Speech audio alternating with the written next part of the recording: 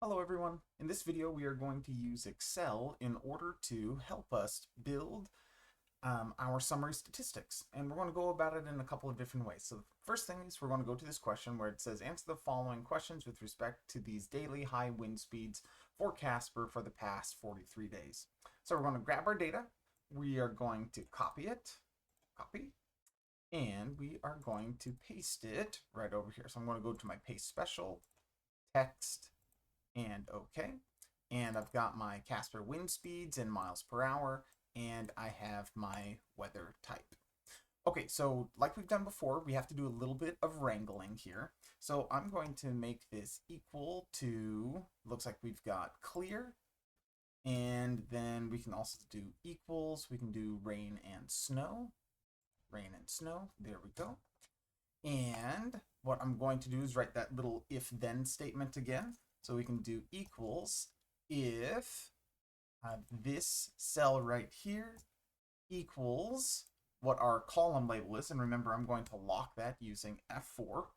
If it equals that, I want the wind speed. If not, I just want it to do a blank cell. So just like this. And this will get us all of our clear data, and then we'll pull it over and we'll do all of the rain data as well. We're also going to do over here, I'm going to lock the columns for B2. So I push F4, F4, F4, and now it just has the dollar sign in front of the column letter. And then over here, I'm going to do the same thing with A2. I'm going to do this, this, and this to lock it in A2. And for the D1, we'll just leave the D1 as is. And then I'm going to drag this over to the right, and it will give me, if I move this guy over, so it now checks to see this column label, we'll grab the rain and snow. So I'm going to highlight this. I'm going to drag it all the way down to the bottom where I have my last entry. So it's going to be that 44th point. And notice how it kind of goes back and forth, back and forth. So at this point, I'm going to go ahead and copy my data, highlight it all the way down, do a right click, copy, and then I'm going to paste it as a number because I don't want it to be the function finding this. I just want it to be the numbers there. So I'll paste it in. And then I can click on column D. I can go up to like the sort button here. Sometimes it says like A to Z sort, or it has that little funnel button. And I will just say, if I do A to Z, will it sort it okay? I just want it to be with this current selection. So I click OK. And oh, that's not what I wanted. Control Z to undo. Let's see if I can do a custom sort. If I highlight all the way down, yep, I'll highlight all the way down. And let's do a custom sort. And I'm just going to, again, just with the current selection. So I'm going to do column D. Oh, it's not liking how I have this selected. Okay, I'll hit cancel. I won't do the labels. We'll select right below the label. Highlight all of that. And now we will sort the, we're going to do like smallest to largest. That's fine. Again, continue with the current selection, sort that. And then we'll come over to the side over here. The other one with rain and snow. And let's go ahead and sort, we'll do A to Z, I guess. Continue. And there we go. Okay, so I've got my clear days and I've got my rain and snow days, and I've got them sorted out like this. Okay, at this point, we are ready to do some summary statistics. So the general summary is we're not going to break it down by groups yet. We're just going to do the overall. So let's go ahead and just use our quick information. So we can go use data and then click on data analysis. And then from our data analysis, we can go and grab our descriptive statistics, and we can go ahead and click OK. Let's go ahead and click our input range. So we're going to select A1, do Control Shift down to select all of the options. And then we'll click our labels in the first row. We'll do our output range, and we want our summary statistics. And I'm going to tell it where to put the summary statistics. I'll just put them in G1, and I'm going to go ahead and click OK. Okay, so I have these Casper wind speeds, and I have the mean here of 12.77. I guess it's 12.77. Let's look at our median. 12.712, excellent. Standard deviation, 4.98. Variance, 24. Maximum 22.79. Minimum was 2.734. The range 19.9. Oh, and then we have this other one here. It's like proportion of rain days out of the year. Okay, so this is going to be really, really good for us to add on. Real quick, I just want us to remind us, I'm going to go through this quickly because we've done this before, but if we wanted to find this information using our Excel tools, because that's what you will have on your exam, for the mean, you're going to use the function average. And the average, you're going to click on A2 and do Control Shift down to that A44, and you end with that parentheses. I'm going to copy this selection right now so that we can reuse it as we are going through. Okay, so now I can just go ahead and hit enter. That gives us our mean. If we are looking for our median, we can do equals median, and I can paste in that selection again. So I just had copied that selection and pasted it. If we're looking for the mode, we can do mode molt, paste in our selection, and it's going to say NA. There wasn't a repeated number in here. That happens a lot with continuous random, or with our continuous numerical data. Standard deviations, just stdev.s. Remember, because we're dealing with our sample standard deviation. We'll paste in our data and hit enter. Let's do the variance.s for our sample variance. We can hit enter. Kurtosis and skewness we're going to skip for the moment. Or we can actually get this as well. I'm pretty sure if we do Kurt returns the kurtosis of the data, K-U-R-T. And we paste that in, and it gives us the kurtosis. If we do skewness, for skew, we just want the skew right here.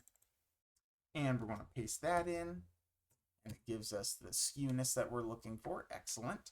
Range, there isn't a function for range, but we can get it quickly if we use the minimum function to give us the minimum of our data. We can find the maximum using the max function, M-A-X. Paste that. The range is going to be equal to the maximum minus the minimum. And then the sum of all of our data. Sometimes we're interested in this, a lot of times we're not, but if we need it, it's just the sum. We can paste that in. And the count here, there's a couple ways that we can use count. Remember, count, the function just count will count every number. But I like using count A better because we can use it to both count numerical data or categorical data because it just counts the numbers of non-empty cells or cells that have something in it. And we can paste that in for our count. Okay, so that got us through all of our general summary statistics. Now we need the proportion of rain days, of rain and snow days. So we have our total count. So now let's go look at the number of rain/snow. So what I can do here is I can say equals count A, and I can highlight my rain and snow. And it says that there are 21 days here. So if I want to look at the proportion of rain/snow,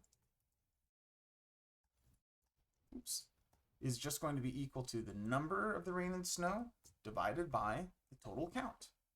And if I hit enter, I get like 48%. And here we got our 48%. Excellent.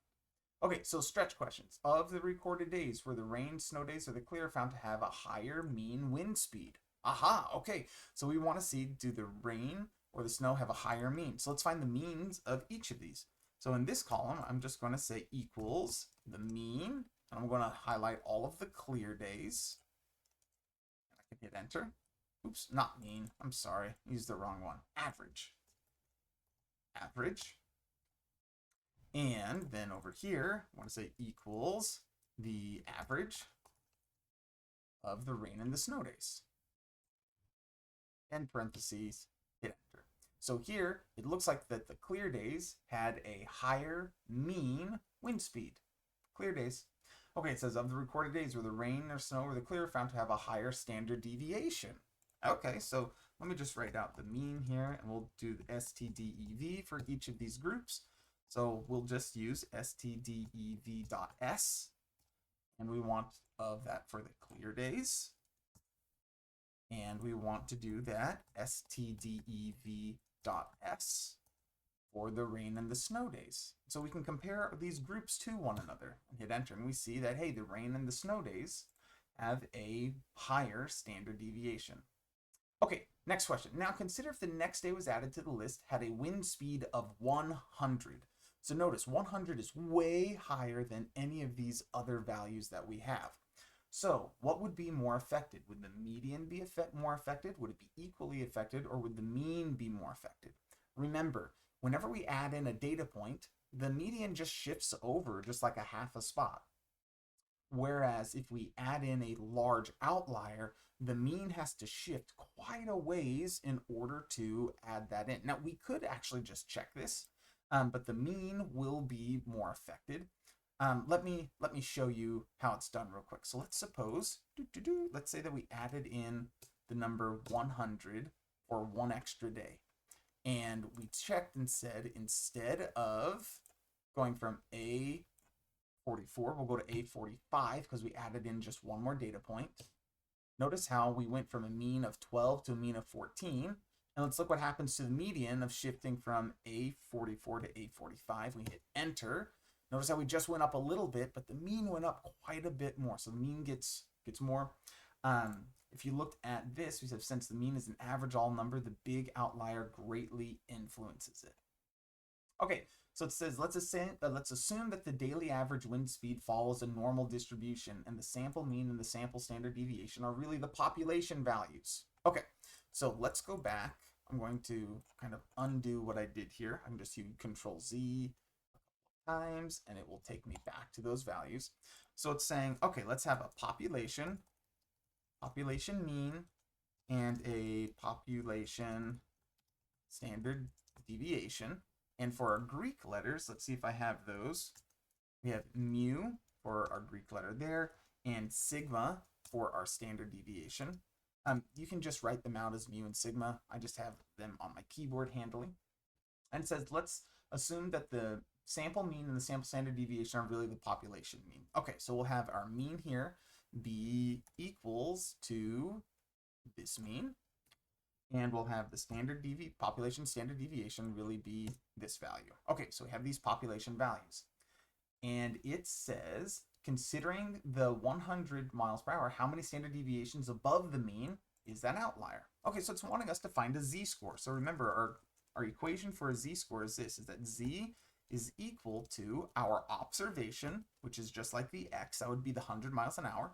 We minus the population mean, and then we divide the population standard deviation. So this is our simple equation.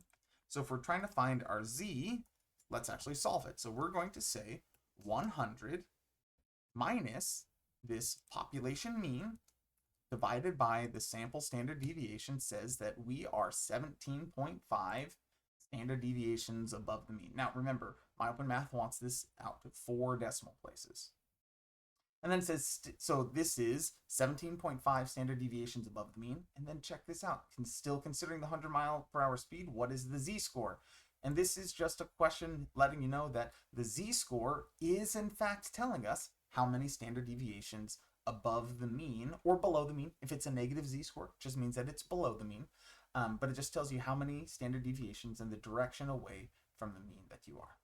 Okay, so there we go. We went through and were able to go just do our general statistics. We're able to break it down by groups. We're able to do some comparisons between our groups.